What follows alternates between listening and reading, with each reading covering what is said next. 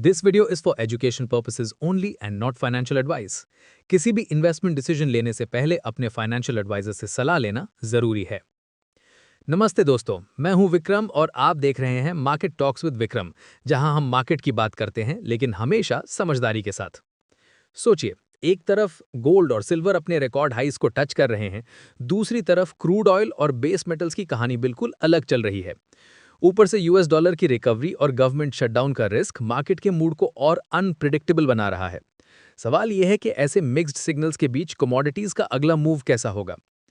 इस वीडियो में हम बात करेंगे कि कमोडिटीज क्यों थोड़ा पॉज ले सकते हैं, यूएस डॉलर और फेड ऑफिशियल्स की मिक्स्ड कमेंट्री ने क्या कंफ्यूजन क्रिएट किया, यूएस स्टॉक इंडेक्सेस का रिकॉर्ड हाई से पुल बैक का रीजन क्या था, गोल्ड और सिल्वर ने किस तरह रैली करके हेडलाइंस बनाई, एमसीएक्स गोल्ड के लेवल्स आगे क्या सिग्नल करते हैं, और बेस मेटल्स में कॉपर ने सबसे बड़ा स्पॉटलाइट कैसे चुरा लिया। और हाँ, सबसे बड़ी बात, अगला वीक मार्केट का मूड डिसाइड करने वाले फैक्टर्स क्या हो सकते हैं।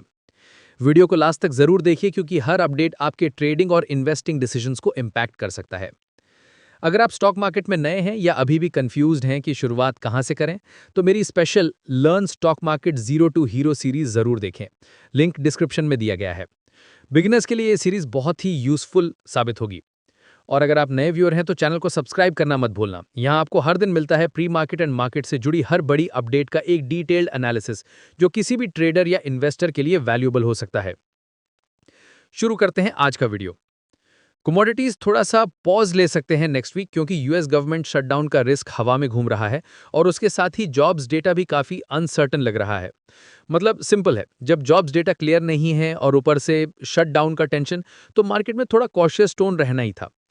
नेक्स्ट वीक में सबकी नज़र फेड ऑफिशियल्स की स्पीचेस पर रहेगी और अभी मार्केट ऐसे मूड में है कि 2 क्वार्टर पॉइंट रेट कट्स को ऑलरेडी प्राइस इन कर चुका है अपकमिंग मीटिंग्स के लिए। मतलब एक्सपेक्टेशन हाई है, लेकिन फेड ऑफिशियल्स की हर एक लाइन लिटरली मार्केट्स के सेंटिमेंट को हिलाएगी। लास्ट वीक जो सितंबर 26 पे खत्म हुआ, वो ऑनेस्टली काफ़ी धमाकेदार रहा कमोडिटीज़ के लिए। सप्लाई साइड के इश्यूज ने प्रेशर बनाया और साथ ही साथ 2025 में और रेट कट्स आने की उम्मीद बढ़ गई। उसी वजह से हर जगह एक इंप्रेसिव रैली देखने को मिली। मतलब एकदम अक्रॉस द बोर्ड सब में ऊपर का मूव था। यूएस डॉलर की भी कहानी इंटरेस्टिंग रही। मार्च 2022 के लोएस्ट लेवल से रिकवरी दिखाया और वीक के एंड तक 98 के ऊपर क्लोज हुआ। ये रिकवरी आई जब ट्रेडर्स ने फेड ऑफिशियल्स की मिक्स्ड सिग्नल्स डाइजेस्ट करना स्टार्ट किया। पावल ने क्लियरली बोला कि इन्फ्लेशन के रिस्क और स्लोइंग लेबर मार्केट के बीच बैलेंस बनाना है और वो बिना सॉलिड डेटा के और रेट कट्स पे प्री कमिट नहीं करेंगे। मतलब थोड़ा गार्डेड टोन। लेकिन उसके ऑपोजिट मिशेल बोमेन ने बोला कि और कट्स जरूरी हैं क्योंकि जॉब्स मार्केट वीक हो रहा है। और दूसरी तरफ बोस्टिक और गूल्सबी जैसे ऑफिशियल्स इन्फ्लेशन को अभी भी सबसे बड़ा कंसर्न बोल रहे थे। तो एकदम मिक्स्ड कमेंट्री चल रही थी जो मार्केट को कंफ्यूज भी कर रही थी। और देखिए, तीनों मेजर यूएस स्टॉक इंडेक्सेस ने वीक के स्टार्टिंग में ही रिकॉर्ड हाईस टच कर लिए थे। मतलब एकदम ऑल टाइम हाई वाइब्स थी। लेकिन फिर थोड़ा सा पुल बैक आ गया। क्यों? सिंपल है, यूएस जॉबलेस क्लेम्स एक्सपेक्टेड से कम आए और साथ में Q2 जीडीपी का अपवर्ड रिवीजन हो गया। अब ये दोनों चीजें सुनने में पॉजिटिव लगती हैं, लेकिन मार्केट का दिमाग उल्टा है। ट्रेडर्स को टेंशन हो गया कि कहीं फेड रेट कट्स डीले ना कर दे। ऊपर से एक और मसाला था गवर्नमेंट शटडाउन का अनसर्टेनिटी। मतलब उसने भी सेंटिमेंट को हैवी कर दिया था। मतलब ओवरऑल मार्केट के मूड पे एक शैडो पड़ लिया था। लेकिन हाँ, वीक के एंड तक थोड़ा सा रिलीफ मिला। फ्राइडे को 3 दिन लगातार गिरने के बाद यूएस मार्केट्स ने रीबाउंड किया और इस रीबाउंड का बड़ा रीजन था कोर पीसीई डेटा जो एक्सपेक्टेशंस के लाइन में ही आया था।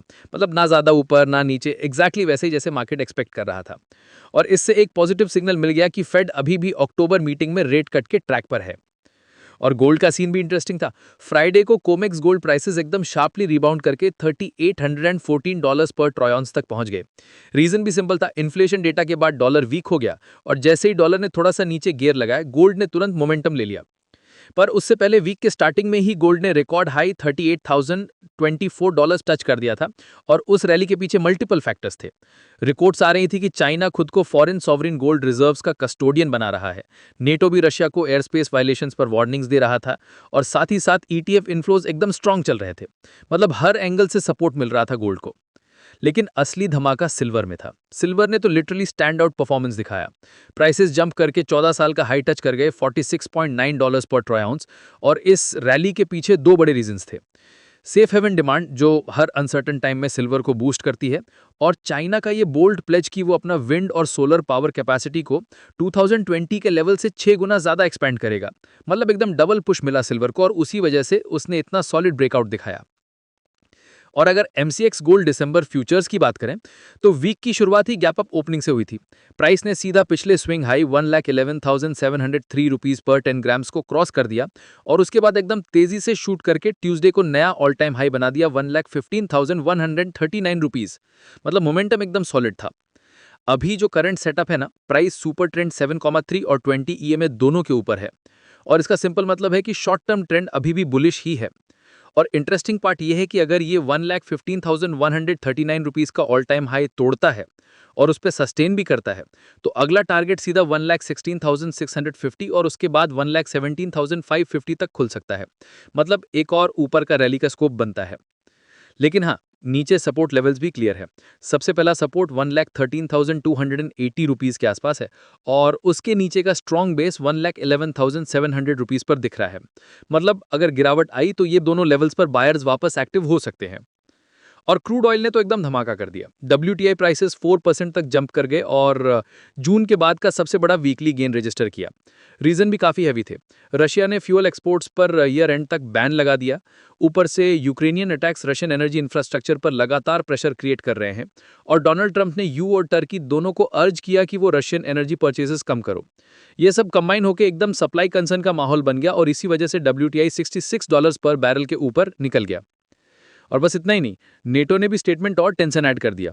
उन्होंने क्लियर वार्निंग दे दी कि अगर रशियन एयर स्पेस वायलेशंस आगे भी रिपीट होते हैं तो वो रिस्पॉन्ड करने के लिए रेडी हैं। मतलब जियोपॉलिटिकल रिस्क और ज़्यादा ऊपर चढ़ गया है और जब भी ऐसा रिस्क हाई होता है ना तो क्रूड ऑयल तुरंत उसका इंपैक्ट दिखाता है।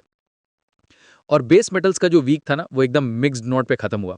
सबसे ज़्यादा स्पॉटलाइट में कॉपर रहा क्योंकि उसने मल्टी मंथ हाइस को टच कर लिया। रैली का रीजन भी काफ़ी बड़ा था। फ्रीपोर्ट मैकमोरन ने अपने ग्रासबर्ग माइन इंडोनेशिया में फोर्स मेजॉर डिक्लेयर कर दिया और ये माइन सिंगल हैंडेडली वर्ल्ड के 3% से ज़्यादा कॉपर सप्लाई करता है। ये स्टेप उन्होंने एक डेडली मड फ्लो की वजह से लिया जो इसी महीने हुआ था।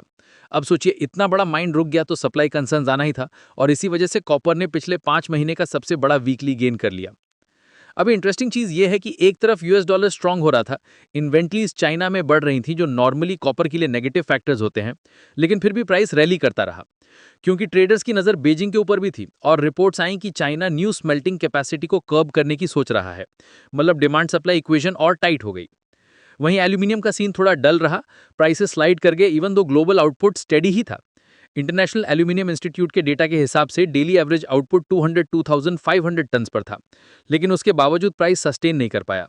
और जिंक ने तो और भी वीक परफॉर्मेंस दिया। रीजन क्लियर था, चाइना की प्रोडक्शन हायर थी जिसने जिंक के सेंटिमेंट को नीचे खींच लिया। और अब सबसे बड़ी टेंशन जो हवा में घूम रही है वो है US गवर्नमेंट शटडाउन का रिस्क। रिपब्लिकन्स और डेमोक्रेट्स के बीच फंडिंग पे अग्रीमेंट ही नहीं हो रहा है और अगर ये शटडाउन होता है ना तो सबसे पहला इम्पैक्ट डेटा रिलीजेस पर पड़ेगा। स्पेशली जॉब्स रिपोर्ट जो फेड के लिए एकदम एंकर पॉइंट होता है पॉलिसी डिसाइड करने में, वो डिले हो सकता है। मतलब फेड को भी अंधेरे में डिसीजन लेना पड़ेगा और मार्केट के लिए अनसर्टेनिटी और बढ़ जाएगी। नेक्स्ट वीक से यानी 29 सितंबर से इन्वेस्टर्स अटेंशन काफ़ी टाइट रहेगी फेड ऑफिशियल्स के स्केड्यूल्ड स्पीचेस पर। अभी तक तो markets 2 quarter point rate cuts को अपकमिंग मीटिंग्स में प्राइस इन कर चुके हैं। मतलब एक एक्सपेक्टेशन सेट है कि ईजिंग आने वाली है, लेकिन पिक्चर यहाँ पे ट्विस्ट होती है। अगर by chance jobs report release हो जाता है और उसमें एम्प्लॉयमेंट गेन्स एक्सपेक्टेड से ज़्यादा स्ट्रांग निकलते हैं तो पूरा सेंटिमेंट उलट सकता है। मतलब रेट कट्स की जो उम्मीद अभी तक बन रही थी वो तुरंत कम हो जाएगी और फेड शायद और कॉशियस हो जाए। चलो दोस्तों, आज का सेशन यहीं खत्म करते हैं। अगर वीडियो यूजफुल लगा तो लाइक करो, शेयर करो अपने दोस्तों के साथ और नीचे कमेंट में बताओ आपका व्यू क्या है।